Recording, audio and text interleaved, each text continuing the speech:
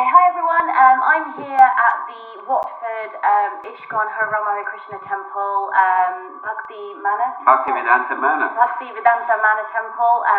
It's beautiful here, and I've been walking around the Goshala. I have another short video that I've done of the cows in the Goshala, which I will show you later.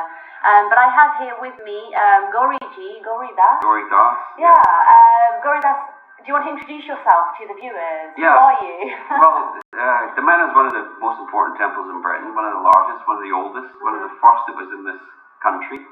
And, well, I'm the managing director here, so I'm kind of overall responsible for making sure everything goes according to plan. Okay, and how long have you been a Krishna devotee for? Well, I was born a Christian in a Catholic family in Scotland, and, you know, I got the first books and things related to, well, South Asian philosophy, culture in late 1970s. Okay.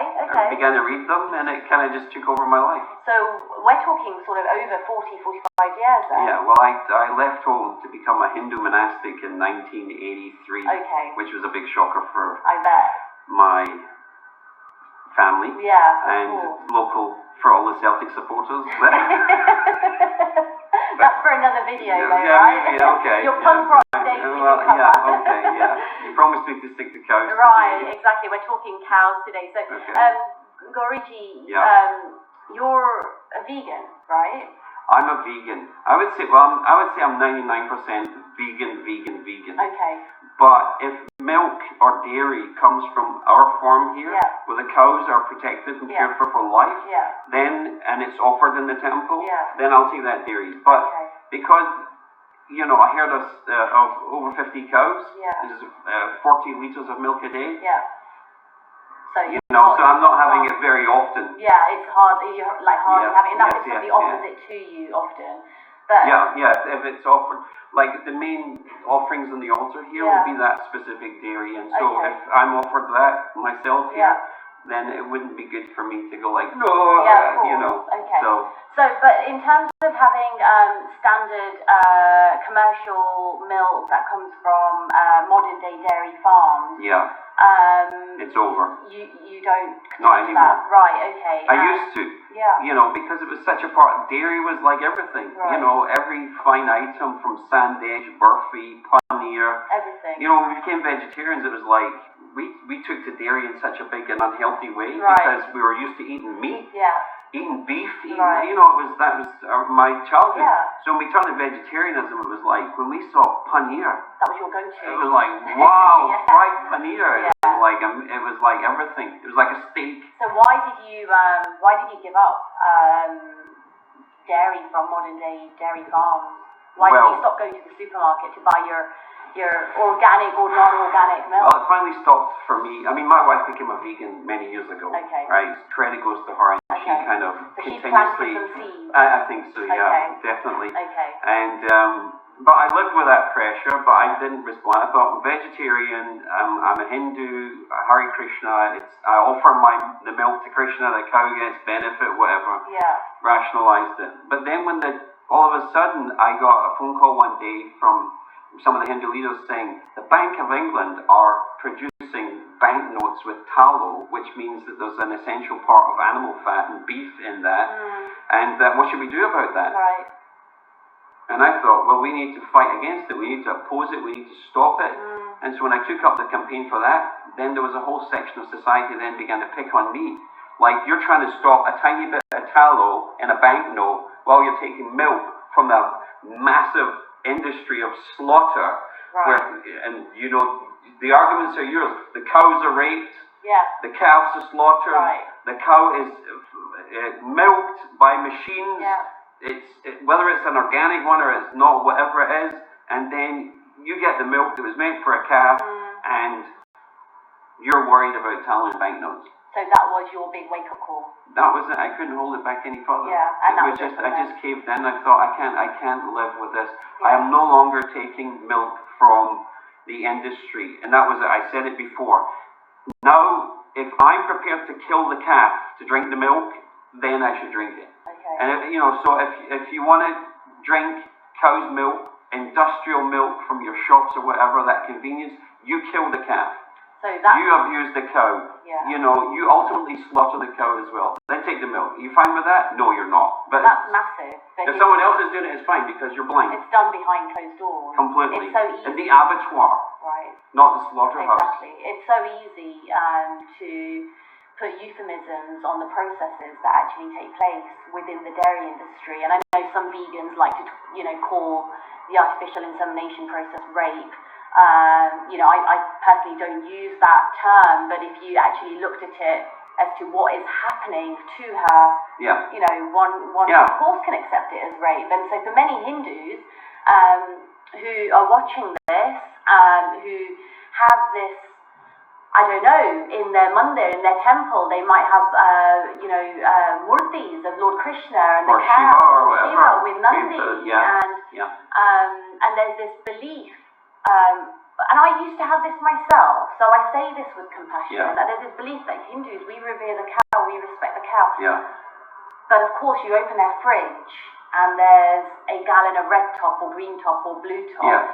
What might your message be to them? Well, what's happened in eventuality there is that something which was a huge contributor to life in India, which took religious status because of it, the cow, and their understanding that cows alive contributed more to life on earth than dead.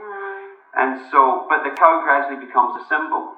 And then the urban person worships the symbol of the cow because it's the mother, it's all those things, but they're not actually, they've disconnected the symbol from the reality of life completely.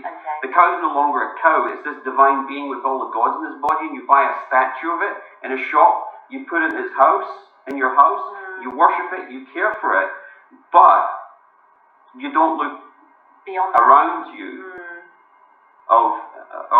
with regards to what's actually taking place and what you're part of. And you don't question when you go to the Sainsbury's, Tesco's, Asda's, and you purchase that milk, a typical Hindu or a typical non-Hindu even, anyone that just drinks milk or consumes dairy, they're not questioning where it's coming from. And I think that's what you were talking about in terms of the Hindus' sentiments of the cow, that there was in Vedic tradition a symbiosis, a beautiful synergy between the cow and the human, and there was a circle of giving, which in modern day Western civilization and the Western Hindus' reality, I mean that's no, it's gone. That was an agrarian society. Right. This is an industrial society. Right. It's completely different. Right. So everything's different.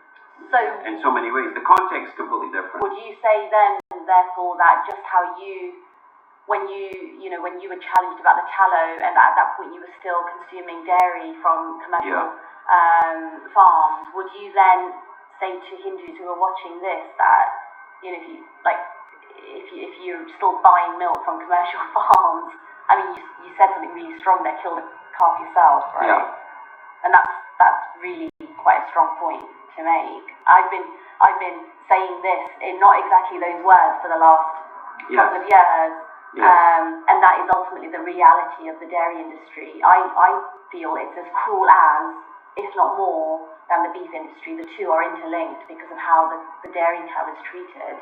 Absolutely. Yeah. I would say to Hindus that, I know that for the older generation, their issues were about immigration, settling in foreign countries. You had nothing. You turned up in the airports of Britain with nothing, and you had to begin a life here. And these further ethical issues that Dina and other people are working on weren't your issues. Your issues were just your basic survival, developing the economy, and then having your children all highly educated, where then they start to think, make trouble, and ask all these questions, which were perhaps not the questions of your life. But I think that in order for our sustainability as people, and that we're always addressing and questioning ourselves about our values, about our lifestyle, and specifically for Hindus, the big thing is that we try our very best to live without harm to others. And the big Hindu contribution to the world was, that includes animals, that includes the earth. You know, we worship rivers, we worship trees, we respect the environment, we see the universe as God, not God as somebody that exists in another place far off, and that our soul that we have is related to that and completely separate from our life here in the universe.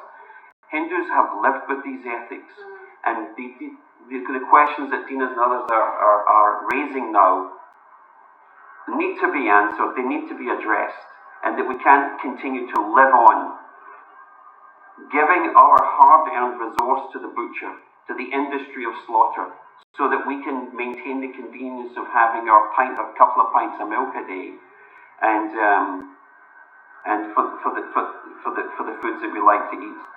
There needs to be change, and the change starts. It's already started. Thanks to all the vegans who keep harassing us about it. Gauriji, thank you so much for that. That's a really strong message there. So for the viewers, you know, share this video, share it with your friends and family. I know I get contacted by so many people who they themselves are vegan, but their family aren't, and they struggle because there's this kind of real attachment to milk. And, you know, people need to wake up. Whatever age you are, you need to wake up. If you are in the belief that the dairy industry is kind and the cow is treated well, and that's what the cow does, she just gives milk, you need to even just get on the internet and do a very simple Google search about the realities of dairy. And Gauriji has said it very clearly himself: if you want to drink milk, kill the calf yourself. So thank you so much. Well, thank you.